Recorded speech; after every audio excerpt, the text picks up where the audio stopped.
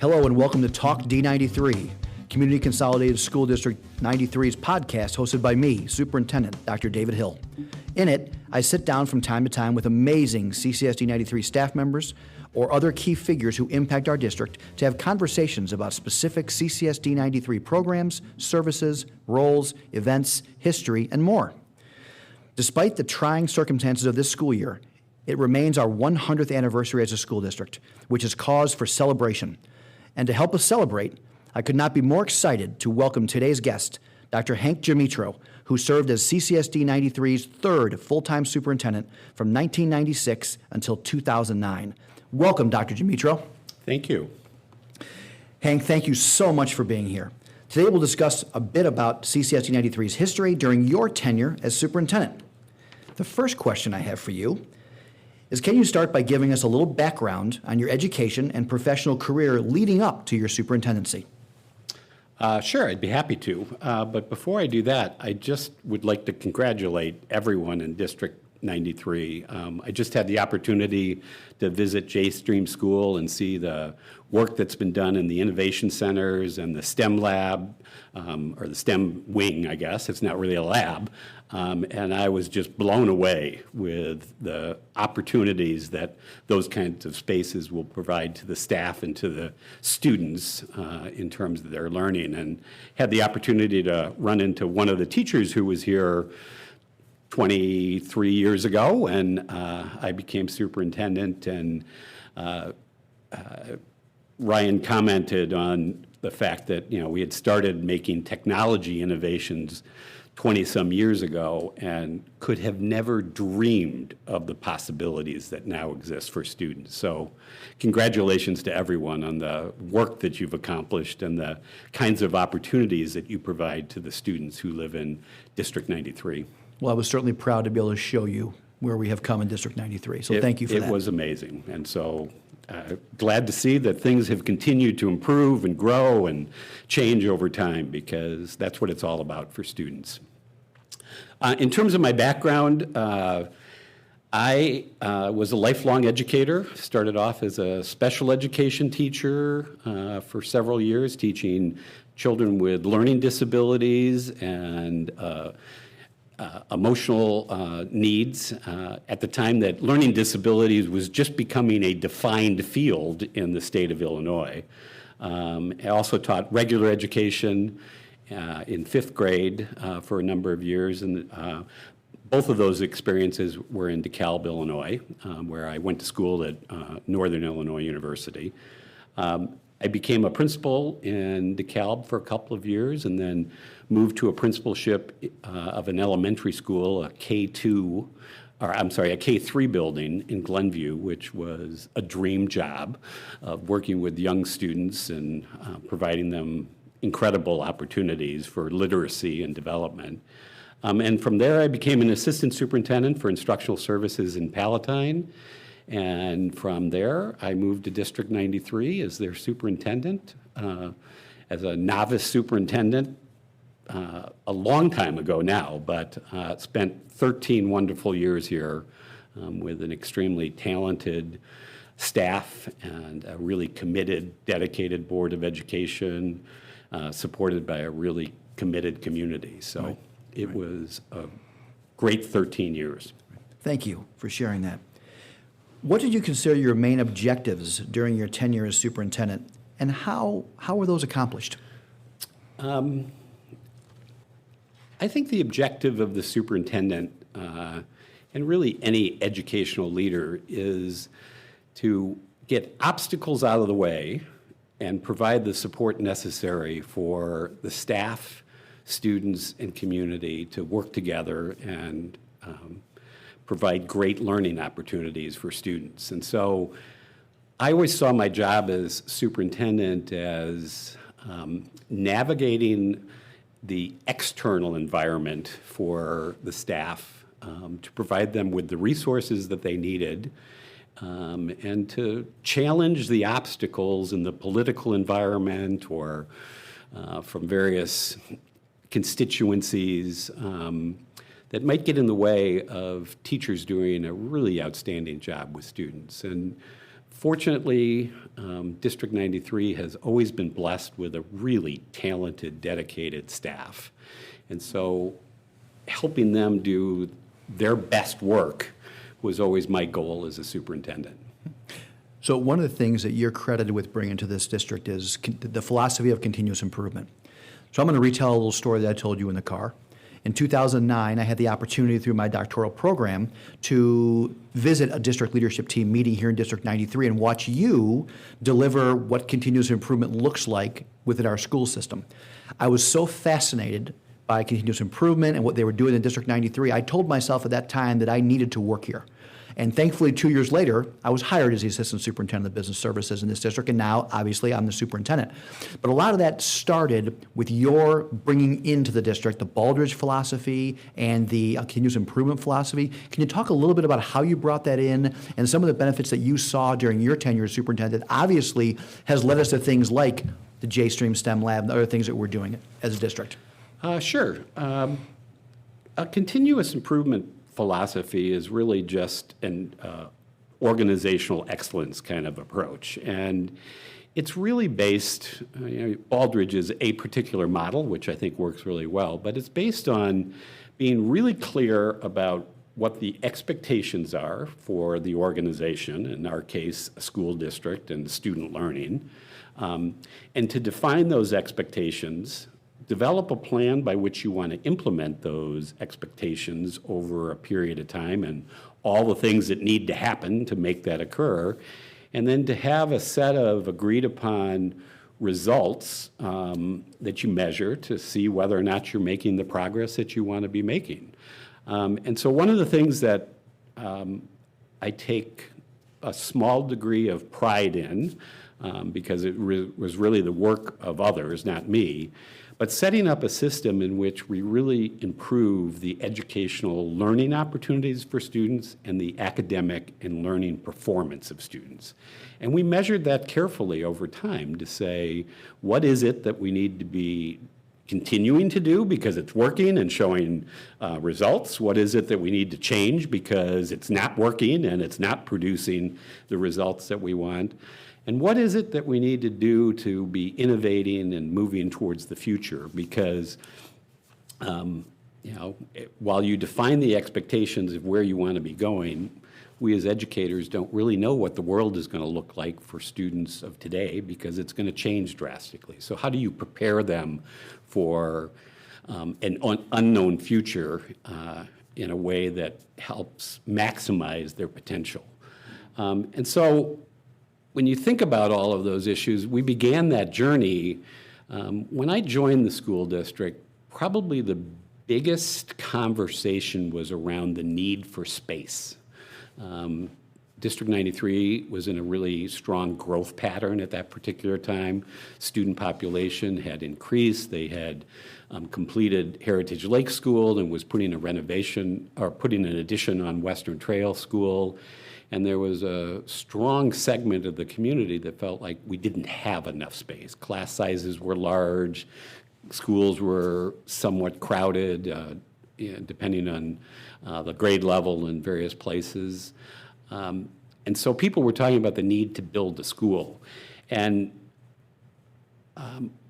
we took a step back, and the board was very thoughtful in the fact that rather than defining just the space needs, we started by defining the educational needs and the community expectations for what they wanted out of their school system. And we spent about a year in that process with a broad-based staff and community group that defined what they thought the educational program should look like. Because at the time, we didn't have art and music education. We didn't have much technology in place. It was just emerging at that point in time. And so by defining the expectations that the community had for what they wanted out of their school system and what the staff thought was possible in terms of the kinds of services and programs that were necessary, we then took the next step to say, what kind of educational facilities do we need to implement that kind of program? And as a result of that, we realized we needed to pass a referendum to pay for all of that, to build the schools, but also an operating referendum to have the funds to operate the kind of program that they wanted. And the community supported those efforts in a very strong fashion, and we went about doing the work of really adding Cloverdale School, but renovating all of the schools to bring them up to the standards that we needed for the program that we wanted to offer. And we created a strategic plan to map out how we were going to implement a new instructional program for the next 5 years. And all of that planning and work that took place was based on a continuous improvement philosophy by trying to define where we wanted to go, how we were going to get there, and how we were going to measure our success in that journey. Mm-hmm.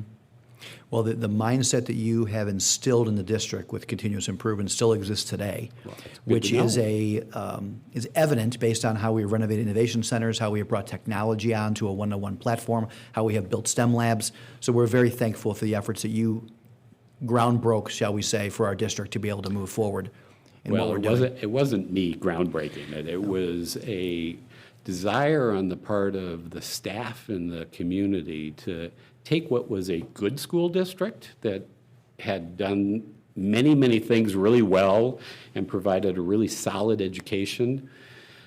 But at that point in time, the needs of students were really changing significantly. We had a growing second language population, the English learner population. We had a growing special education population.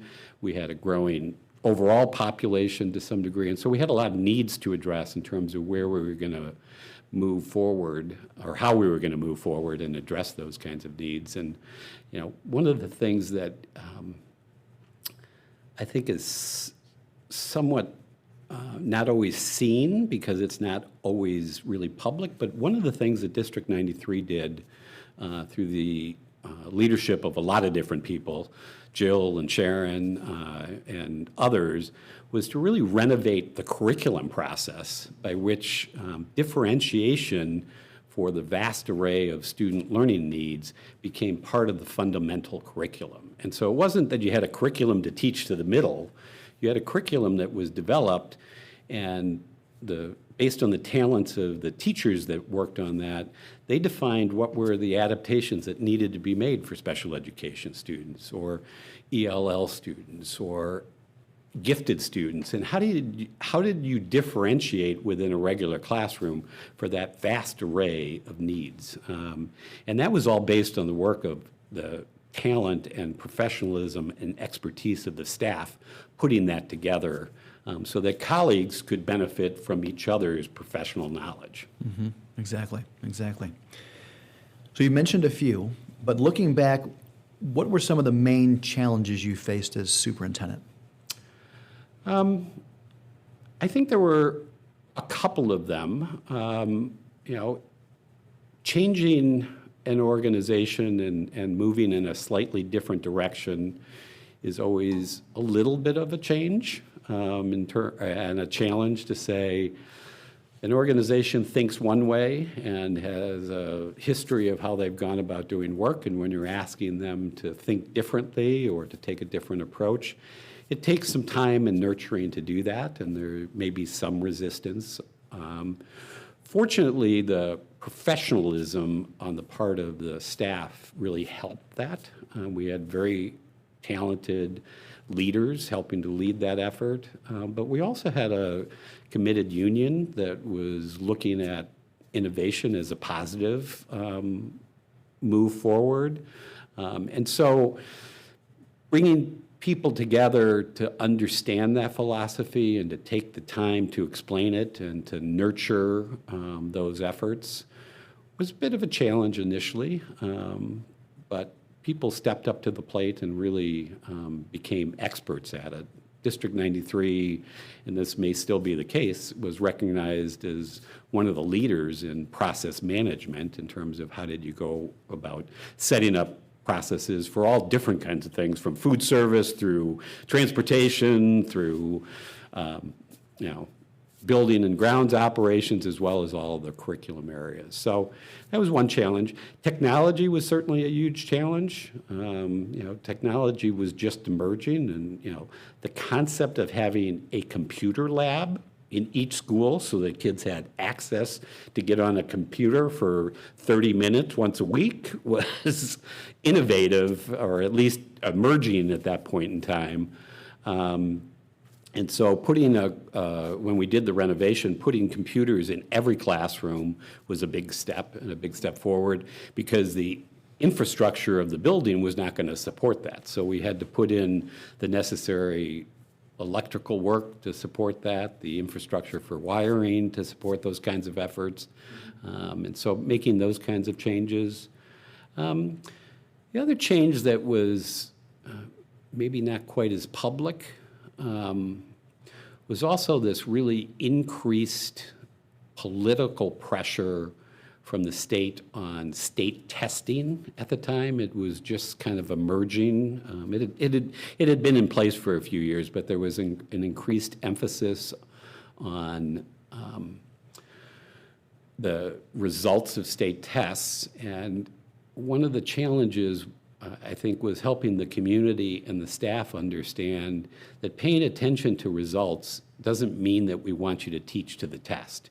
It means that we want you to provide great learning opportunities for students and help them be successful, and those results should show up on the tests and the measures that we use. But Illinois was putting a lot of emphasis on results at that point in time, and it was taking a lot of time. It was taking instructional time away, and a lot of issues were not very fair in the testing process to a number of students. I'll give credit to the Board of Education. I can't remember the exact year, but they made a change in which they wanted all students to take the test regardless of their skills and ability, and sit it for the entire test period in the classroom. So a special education student who might be in a self-contained special education classroom, a student who might have recently moved into the district within the last month and spoke no English was supposed to take the reading test, and there was no exceptions for removing students from taking the test and sitting for that 40-minute period of time.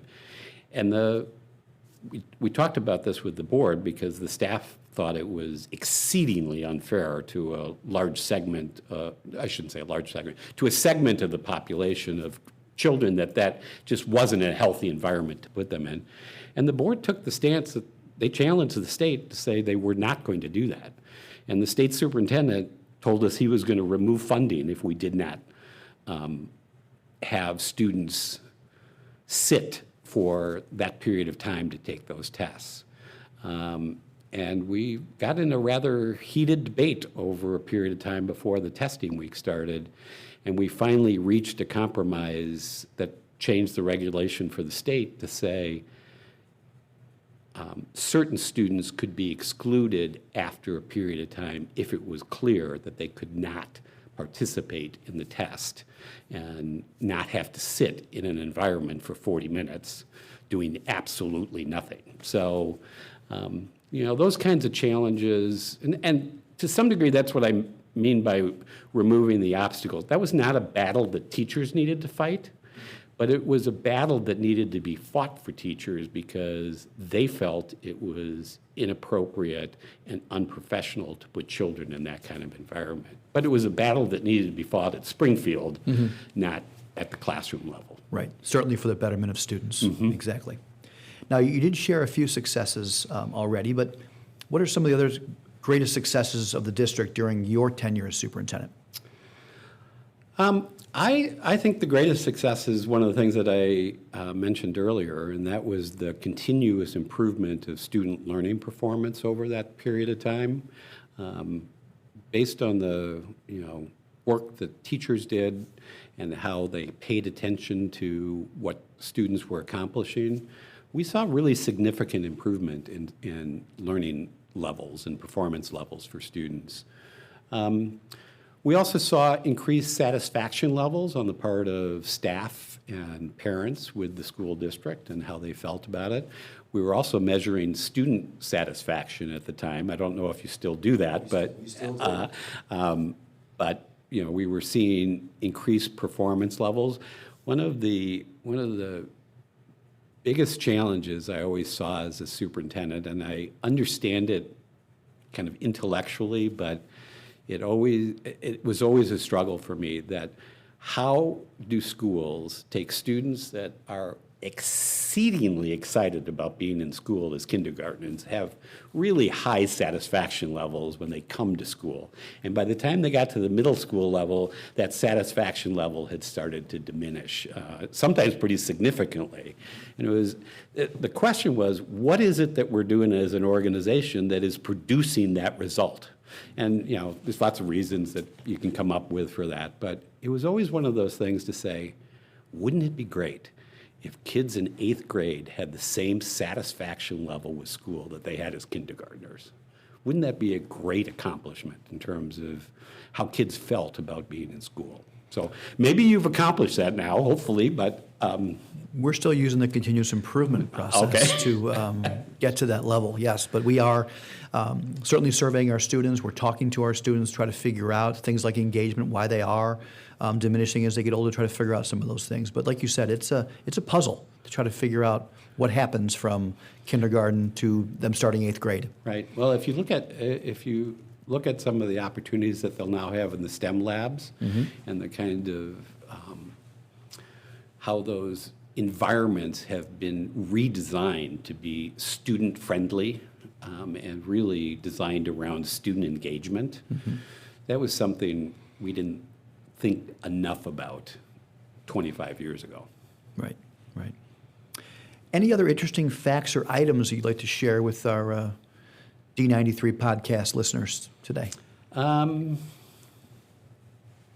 No, I mean, nothing in particular other than the fact that I really am thrilled with the opportunity that we got a chance to visit the schools and to see some things look similar, but some things look very, very different. And I'm really excited to see how those new environments will help students progress and take advantage of the opportunities that are going to be presented to them. I also wish the D93 family, all the best in dealing with this COVID crisis. I know it's created huge challenges for everyone involved in the educational enterprise, and to help address those kinds of issues. It sounds like you've done some really good work in terms of providing opportunities for teachers to make some choices about working from home or working from the classroom, and treating individuals as professionals so that they can do their best work with students as things are being addressed right now, and students are trying to do their best in learning electronically. I hope someday soon, in the near future, everybody's going to be back together, because there's a huge dimension of learning that is based not just on the academics that you're learning, but the interaction and the social dimension of children being together in school, and the kind of sense of family that comes with that, which you lose when everybody's looking at a computer screen rather than looking at each other. So, I just wish you all the best in terms of moving forward and continuing on a continuous improvement path. So, well, I appreciate that. And as you mentioned during your superintendency, I am honored to be surrounded by a group of dedicated, professional, and committed D93 family members that are doing what they can to provide our students with the best academic, social, and emotional experience here in District 93. This has been a fascinating conversation, Dr. Gmitro. I am so thankful for you to spend some time with us today and talk about your tenure as superintendent. It has been my honor and my privilege, and I hope to see you very soon. Take care, sir. Thanks, David. Talk D93 listeners, please subscribe to Talk D93 on Apple Podcasts, Google Play, or Spotify. And don't miss a thing from CCSD93 by following us on Twitter, Instagram, Facebook, and YouTube. You can also find me on Twitter at DRHILLD93. Join us next time for a conversation with CCSD93's fourth full-time Superintendent of Schools, Dr. Bill Shields, as we will discuss his tenure.